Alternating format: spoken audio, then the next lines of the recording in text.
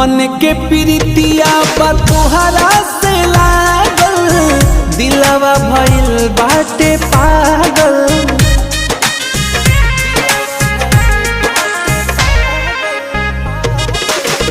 मधु से मीठ बोलिया मन करे सुनाते रही, बोले ले कोयलिया उठावा के चुमते रही। सुना ये गोरिया दिल कैलो चोरिया, भगिया हमार चमके।